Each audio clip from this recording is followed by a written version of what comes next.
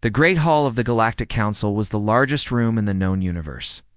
Its walls stretched upward for nearly a mile, covered in the flags and symbols of 800 different species.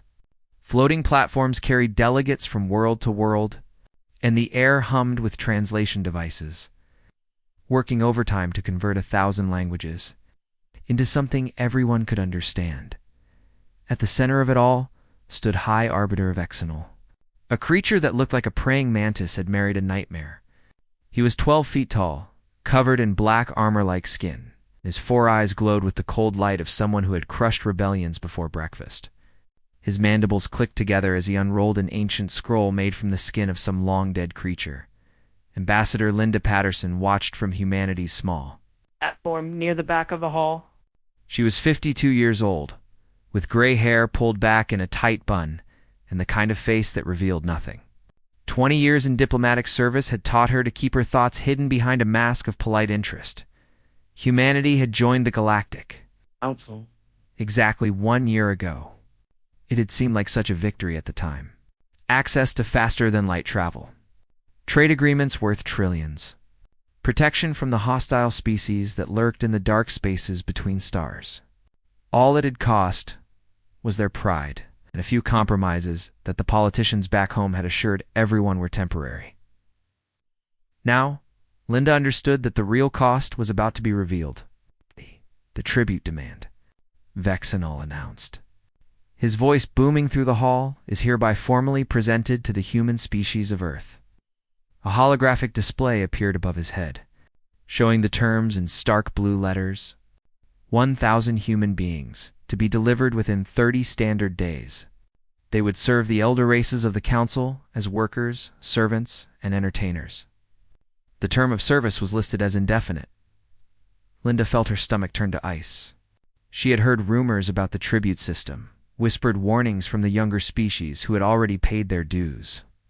But she had hoped, foolishly it seemed, that humanity might be different, that their military strength or their economic potential might exempt them from this ancient tradition.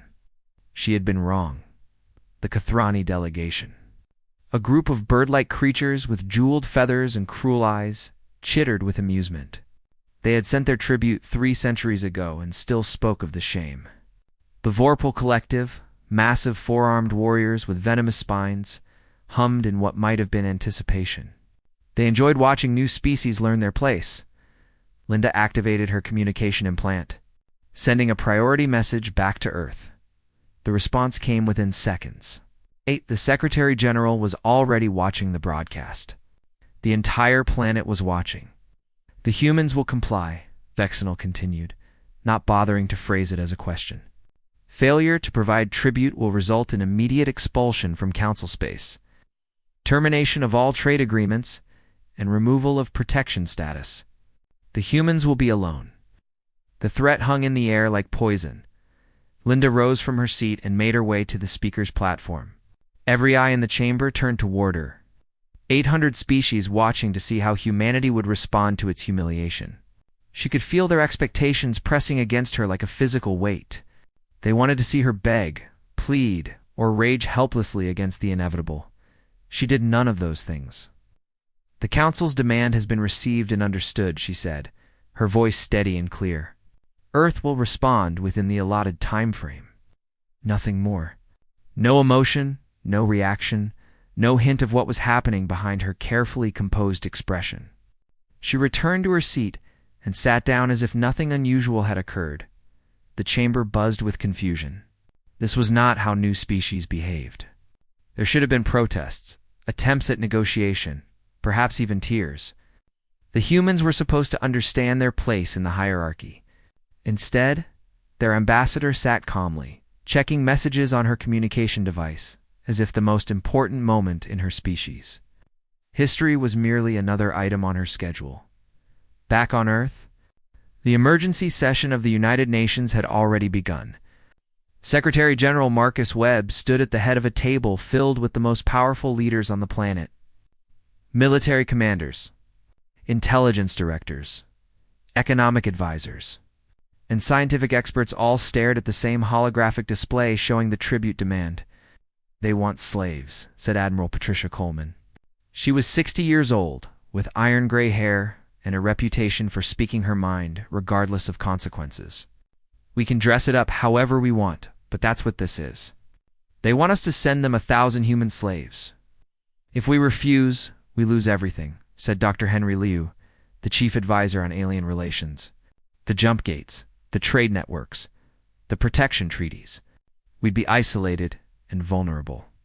There are species out there who would love to test humanity's defenses without the Council watching. So we just accept slavery, Patricia demanded. We tell our people that their children might be shipped off to serve alien masters, and they should just accept it. The argument continued for hours. Some suggested sending volunteers, people who understood the sacrifice and were willing to make it for the greater good. Others demanded military preparation, willing to fight the entire galaxy rather than submit to such degradation. A few quietly suggested that perhaps 1,000 people was a small price to pay for the survival of 8 billion. It was Linda Patterson. Still on the Council station, but attending via holographic link, who finally offered a different path. I've been reading the tribute agreement very carefully, she said, her image flickering slightly from the vast distance. The exact wording is interesting. It demands 1,000 human specimens for service. It specifies that they must be healthy and of working age. But it says nothing about their willingness to serve. Marcus frowned. What are you suggesting? The agreement also says nothing about their criminal history, their psychological profiles, or their particular skills. It doesn't require them to be cooperative, productive, or even sane. It just requires them to be human. A slow smile spread across Patricia's weathered face as she understood. You want to send them prisoners. You want to send them exactly what they asked for, Linda replied. 1,000 healthy human beings of working age. The Council wrote this agreement, assuming that any species would send their best and brightest as a sign of respect. They never considered that a species might send their worst as a sign of something else entirely. The room fell silent as the implications sank in. We'd be sending them murderers. Thieves and con artists, Henry said slowly. People who have spent their entire lives breaking rules and causing chaos. We'd be sending them humans, Linda corrected. Real humans. Not the polite, civilized version we've been showing the galaxy. The version that fights, schemes, and refuses to accept any system that tries to put them in a box. Marcus leaned back in his chair, studying the holographic image of his ambassador. She had been his choice for this position, selected specifically because of her ability to think around problems rather than through them. Now he understood why. Can we do this legally? He asked. The agreement only specifies that we send tribute. It doesn't specify that we send good tribute. Linda's smile was cold and calculating. The Council wanted to teach humanity its place. I say we teach them something about us instead. The vote was unanimous. Operation Malicious. Compliance had begun. The selection process began 3 days after the emergency session ended.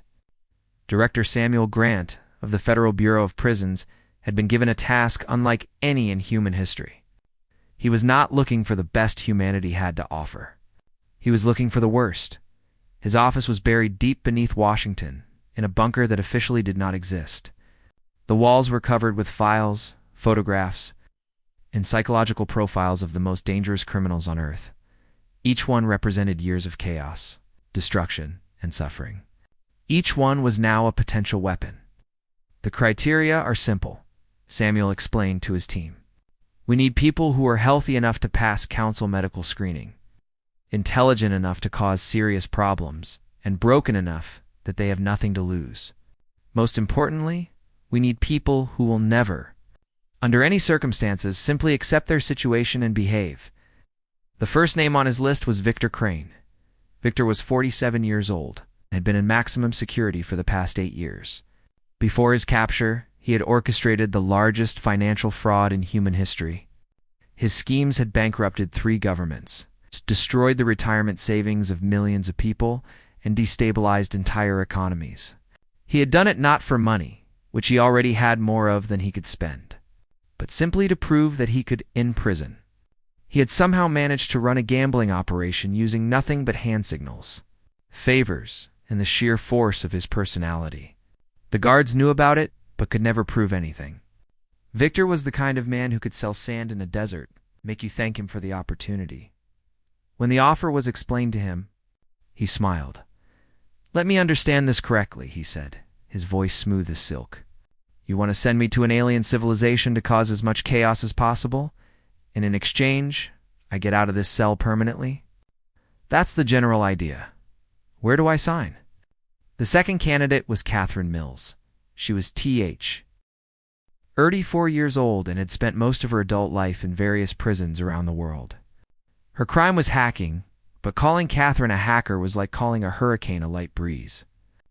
She had once shut down the defense networks of 4 nations simultaneously just to prove that their security was worthless. Another time, she had rerouted every military satellite in orbit to spell out a rude message that the entire planet could see. She had been caught only because she wanted to be caught. Prison, she had explained to the judge, was where they kept the interesting computers. "I've already mapped your entire network," she told Samuel during their first meeting. "Your security is terrible, by the way. I could crash this entire facility from my cell if I wanted to. Would you like to crash an alien facility instead?" Her eyes lit up like a child on Christmas morning. Danny Russo came next. He was 51 years old, built like a tank made of concrete and bad intentions, and had worked as an enforcer for organized crime families since he was 16. His official body count was 7, but everyone knew the real number was much higher. He had never testified against his employers, never betrayed a confidence, and had once escaped from a courthouse by beating 4 armed guards unconscious with his handcuffs. "I don't like aliens," he told Samuel. "They look at us like we're insects, like we're beneath them. Would you like to change their minds?" Danny cracked his massive knuckles. "Yeah, I think I would." The twins, Kevin and Kyle Patterson, were 28 years old and had been inseparable since birth. They had also been causing explosions since birth, or at least that was how it seemed to the authorities who had chased them across 3 continents. They were anarchists in the purest sense, people who believed that all systems of power were inherently corrupt and needed to be torn down. They had bombed banks, government buildings, and corporate headquarters. They had never killed anyone, being very careful to ensure their targets were empty. But they had caused billions of dollars in damage. When they were finally caught, they had been building a device capable of taking out an entire power grid. "You want us to break things?" Kevin asked. "Big things?" "The biggest things in the galaxy." The twins looked at each other and grinned identical grins. And then there was Grandma Betty, Elizabeth. Harper was 73 years old and looked exactly like everyone's favorite grandmother. She had white hair, a warm smile, and always smelled faintly of cookies. She had also poisoned for husbands for their insurance money, along with an unknown number of neighbors, co-workers, and casual acquaintances who had annoyed her. When police finally searched her home, they found enough toxins in her kitchen to kill a small city. She had been brewing them for decades, testing them on pets and small animals before moving on to larger targets. Her knowledge of poisons was encyclopedic. "Surpassing most professional chemists, I've always been curious about alien biology," she told Samuel, her eyes twinkling with something that was definitely not grandmother warmth. "Do you think they'll let me work in a kitchen?" Samuel felt a chill run down his spine. "I'm sure that can be arranged." The selection continued for weeks. Con artists, hackers, anarchists, cult leaders, professional thieves, creative lunatics from every corner of the globe. Each one was given the same choice: life imprisonment or a one-way trip to serve the Galactic Council. Every single one chose the trip. The final briefing took place in a converted aircraft hangar that had been cleared of all recording devices. Admiral Patricia Coleman stood at the podium looking out at 1,000 faces that represented the absolute worst of humanity. Murderers sat next to hackers. Con artists chatted with anarchists. Grandma Betty was teaching a group of young thieves how to make cookies that looked innocent but weren't. "You are being sent to the Galactic Council as humanity's tribute," Patricia announced. "Officially, you represent our species. You're supposed to be servants, workers, and examples of human cooperation. She paused, letting the absurdity of that statement sink in. Unofficially, your job is to be exactly who you are. The Council expects slaves. They expect broken, obedient creatures who will accept their place without question. Instead, they're getting you. Victor Crane raised his hand. And what exactly does that mean in practical terms, Admiral?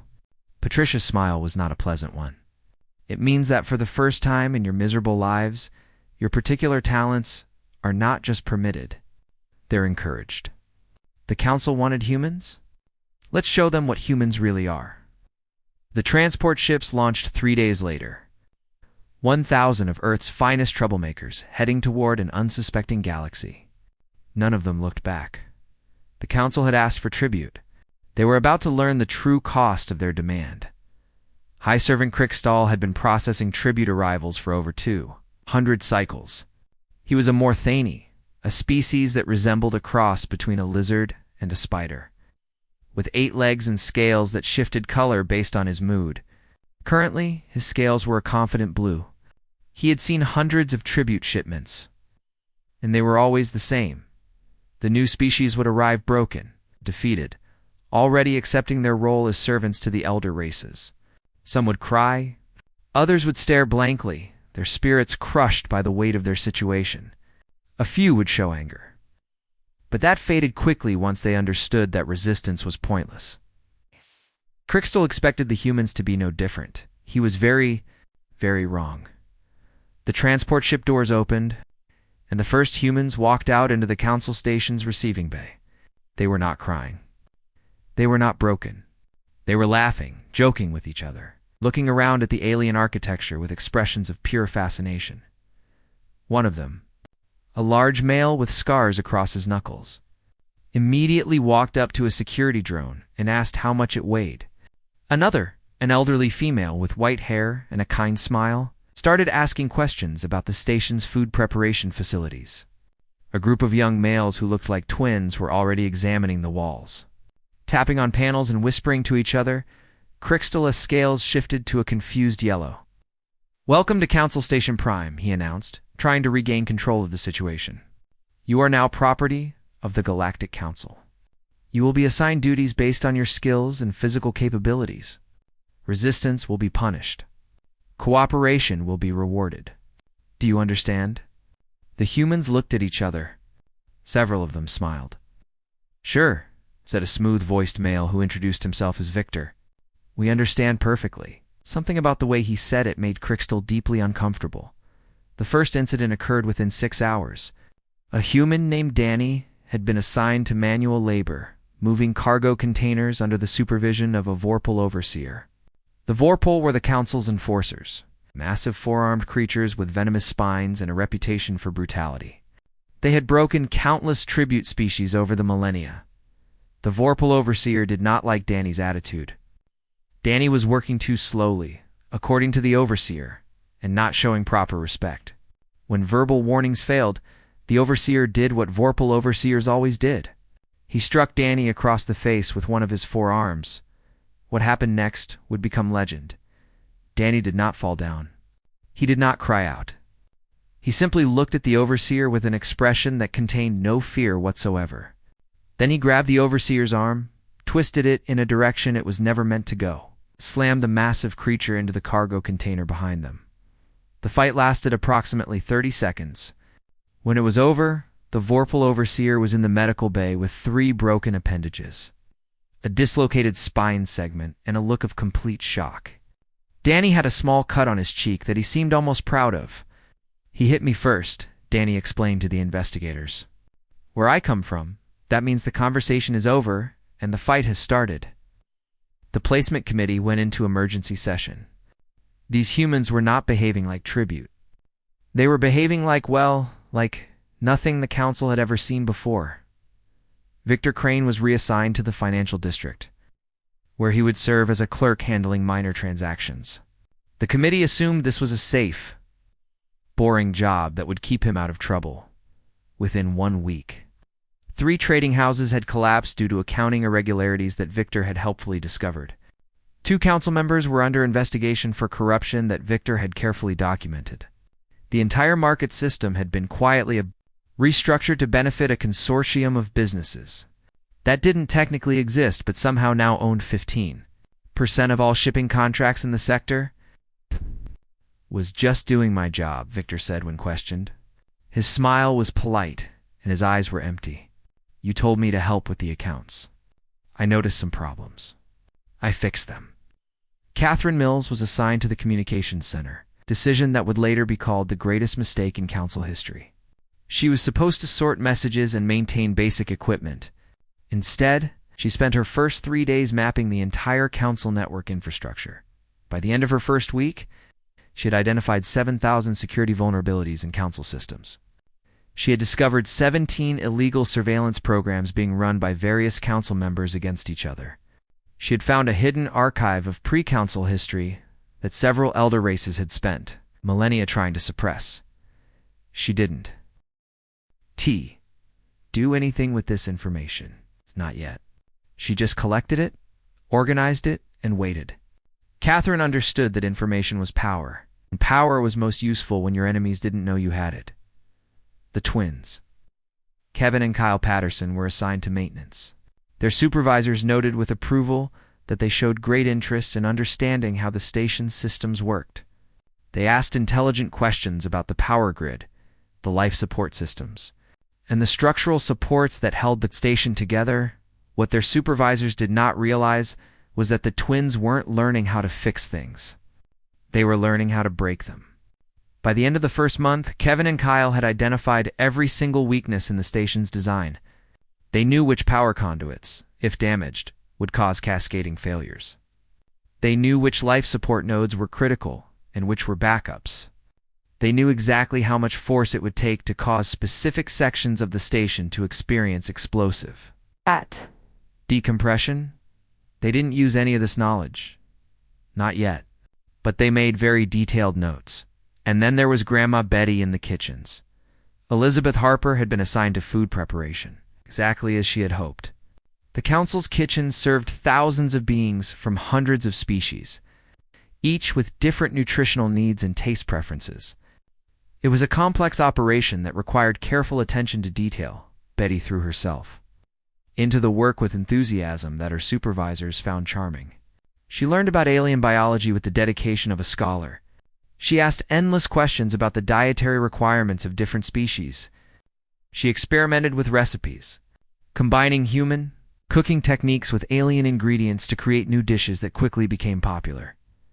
The first Kathrani, delegate to try her special cookies, reported a transcendent culinary experience. The second reported mild visual disturbances that weren't entirely unpleasant. By the third week, half of the council's senior staff had developed what Betty cheerfully called a fondness for her special recipes. It's just a bit of seasoning, she assured anyone who asked. Old family recipe? Completely harmless. Her smile never wavered. High Arbiter. Vexenol called an emergency session of the council leadership after the first month. The humans had been on the station for 30 rotations, and somehow everything was falling apart. Crime in the financial district had actually decreased, but so had profits for the elder races. The communications network was more efficient than ever, but council members reported feeling watched. The maintenance crews were performing better, but several overseers had reported disturbing conversations with the human twins about what would happen if certain systems failed. "What have we brought onto this station?" demanded the Vorpal representative. His species had lost 3 overseers to medical leave after encounters with human workers. They were supposed to be servants, clicked the Kathrani delegate. Instead, they act like they own the place. They were supposed to be beneath us, whispered the ancient earthen elder. So why do I feel like they're studying us? Vexenol had no answers. For the first time in his long career, he was beginning to suspect that the council had made a terrible mistake. The humans had only been there for 30 days, and already nothing would ever be the same. 6 months after the human tribute arrived, the council station had changed in ways that no one could have predicted. The transformation happened slowly at first, like water wearing away at stone. But once it started, nothing could stop it.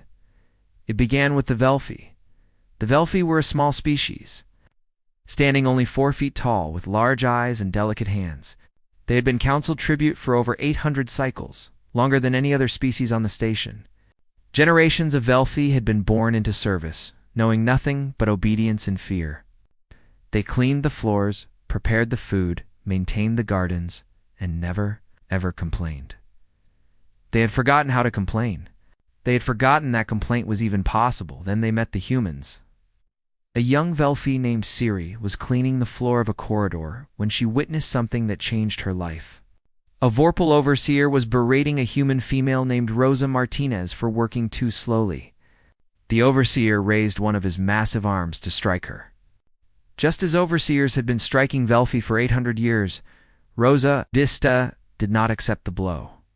She ducked under the overseer's arm, grabbed a cleaning tool from her cart, and swung it upward with all her strength. The tool connected with the overseer's jaw, sending him staggering backward. Before he could recover, Rosa hit him twice more, breaking his primary mandible and knocking him to the ground. Then Rosa looked directly at Siri, who was frozen in shock against the wall. "They can't punish all of us," Rosa said. Her voice was calm, almost casual, as if she hadn't just done the impossible. "Remember that. They can't punish all of us." The overseer was taken to the medical bay. Rosa was taken to detention. But something had changed. Word spread through the servant quarters like wildfire. A human had fought back. A human had won, and a human had not been executed for it. The council couldn't execute Rosa. The tribute agreement protected tribute members from execution, except in cases of murder. Beating an overseer, no matter how badly, didn't qualify. Rosa was held in detention for 3 days and then returned to work with a formal warning. She came back smiling. The first work stoppage occurred the following week. It wasn't organized by the humans directly. They had simply provided the example. 300 Velfi in the sanitation division refused to report for duty. They didn't make demands. They didn't issue statements. They simply stayed in their quarters and waited. The council's immediate response was to threaten punishment. But punishment required overseers, and the overseers were suddenly reluctant to enter the servant quarters alone. Word had spread about what the humans could do. Word had spread about what the humans were teaching the other tribute species. Donnie Russo had set up an informal training program in one of the cargo bays. He taught basic fighting techniques to anyone who wanted to learn. His students were mostly Velfi at first, their small bodies ill-suited for combat, but their determination unlimited.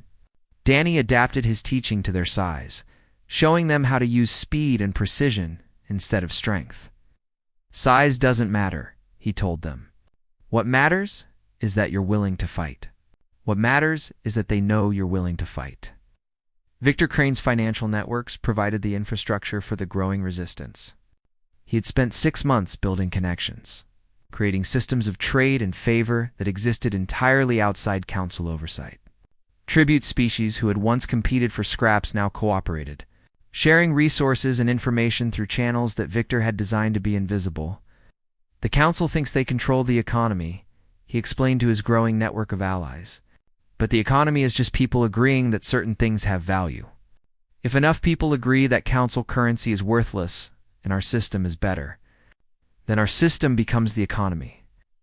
Catherine Mills's surveillance data provided leverage that the resistance desperately needed. She had spent months collecting secrets, waiting for the right moment to use them. Now that moment had arrived. Council members who tried to crack down on the tribute species found their private communications leaked to their rivals. Overseers who were too brutal discovered that records of their activities had somehow reached the Council Ethics Committee. "Information wants to be free," Catherine told her fellow humans. "I'm just helping it along." The Patterson twins had not yet used their knowledge of the station's vulnerabilities, but they had let certain people know that such knowledge existed. The threat of what might happen was often more powerful than the act itself. Council security forces who might have moved against the resistance hesitated, knowing that somewhere in the station, 2 humans had the ability to cause unimaginable destruction. And Grandma Betty continued to cook. Her special recipes had become legendary throughout the station. Council members who had once treated tribute species with contempt now found themselves being remarkably polite. When they visited the kitchens, they couldn't explain why. They just felt a powerful urge to be friendly to the smiling old woman who prepared their food. Betty never made any demands. She never asked for anything in return for her kindness. She simply smiled, offered cookies, and watched as powerful beings became just a little bit more cooperative with each visit. The breaking point came when the council decided to use force. High Arbiter Vexenal authorized a raid on the servant quarters to arrest the human ringleaders and make examples of the rebellious tribute species. 300 Vorpal security officers were mobilized.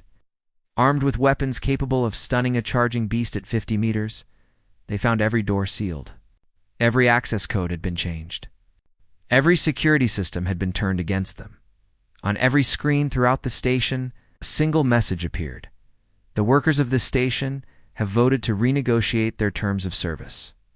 Management is invited to discuss this matter in a peaceful and respectful manner.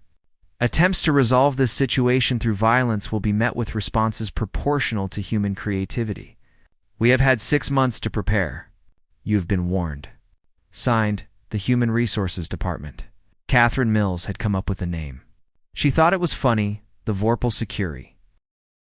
TIE officers stood in the corridors, weapons ready, but with no targets to shoot. The tribute species they had controlled for millennia were nowhere to be seen. The station's systems, which they had always taken for granted, now answered to someone else.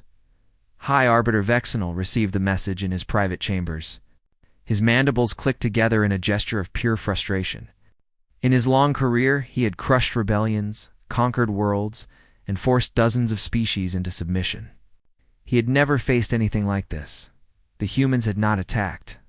They had not destroyed. They had simply changed the rules of the game, while the council wasn't looking. Ambassador Linda Patterson arrived on the station the following day.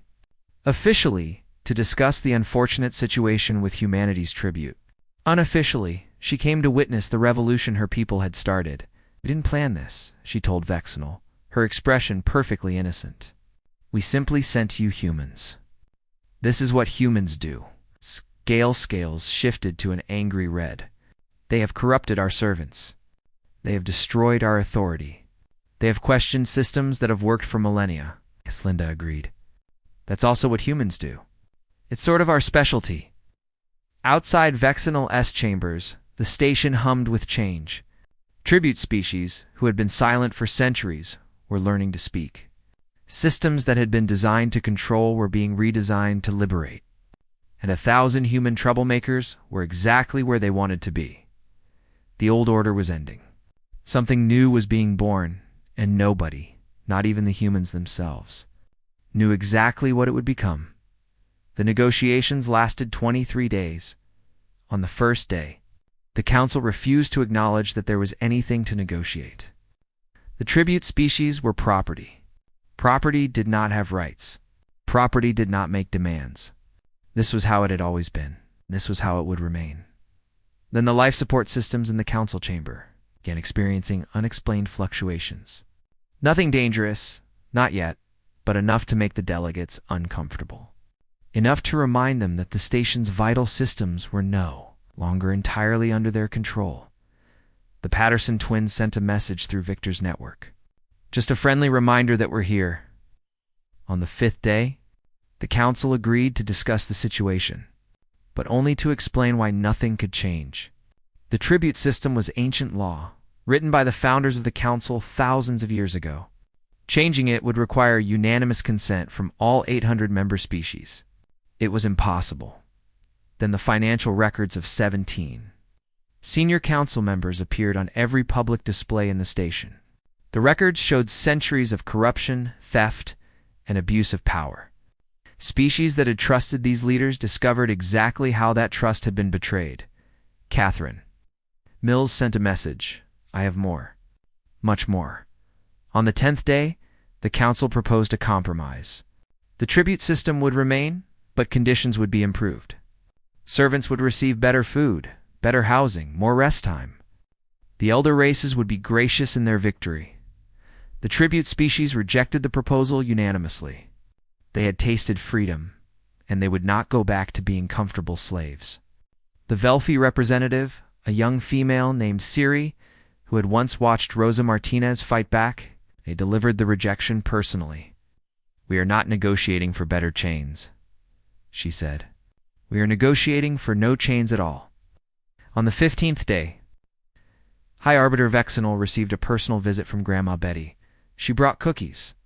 Nobody knew exactly what happened during that meeting. But when Vexenol emerged, his scales had shifted to a pale, sickly green that his species associated with extreme fear.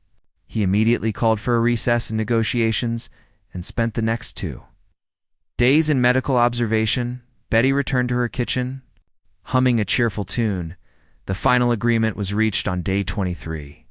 It would become known as the Patterson Accords, named after Ambassador Linda Patterson, who had technically led the human delegation. The terms were simple and absolute. The tribute system was abolished, completely and forever. All servant species were granted full citizenship in the Galactic Council. They would have the same rights, the same protections, and the same voice as any other member species.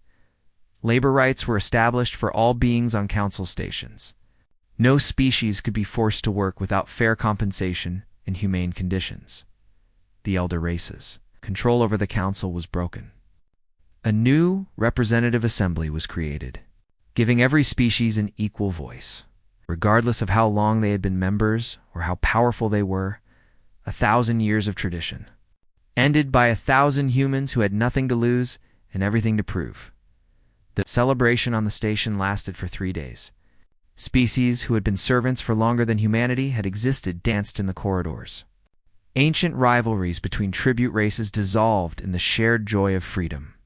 The Velphi, the Morthani, the Lesser Kathrani, and dozens of other species embraced each other as equals for the first time in history. The humans celebrated too. In their own way, Victor Crane was offered a position restructuring the Council's entire financial system. He accepted, with the condition that he received 5% of any inefficiencies he eliminated. The Council agreed, not realizing that inefficiencies accounted for roughly 30% of their total budget. Within a year, Victor became the wealthiest human in the galaxy. He used the money to establish schools and hospitals on former tribute homeworlds. Catherine Mills was given control of Council's cybersecurity. Her first act was to publish the hidden archives she had discovered, revealing truths that the elder races had suppressed for millennia. Her second act was to create systems that would prevent any government from hiding secrets from its people ever again. She kept a private archive of certain interesting information, just in case anyone got ideas about returning to the old ways. Danny Russo founded the first interspecies martial arts academy. His students, the small and weak species who had been trampled by the strong for centuries, became the backbone of the new council peacekeeping forces. They were not soldiers. They were guardians, trained to protect the rights that had been so recently won.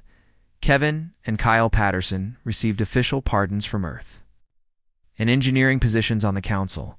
They channeled their expertise in destruction into designing security systems that were resistant to exactly the kind of tactics they had once used.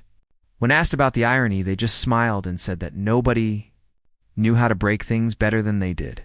And Grandma Betty retired to a small moon, where she grew exotic plants and occasionally consulted for the Council's medical research division. Her studies of alien biology had produced 17 new pharmaceutical compounds, 3 revolutionary anesthetics, and 1 extremely effective truth serum. She still sent cookies to the council station every holiday. Nobody was brave enough not to eat them. 1 year after the tribute demand had first been issued, Ambassador Linda Patterson stood before the new council assembly. The chamber looked different now. Platforms that had once been reserved for elder races now held representatives from species that had been slaves a year ago. The hierarchy that had defined council space for millennia had been flattened into something closer to equality. You asked us for tribute, Linda said, her voice carrying through the chamber. You expected servants, workers, the broken, and the obedient. Instead, we sent you humans. Real humans.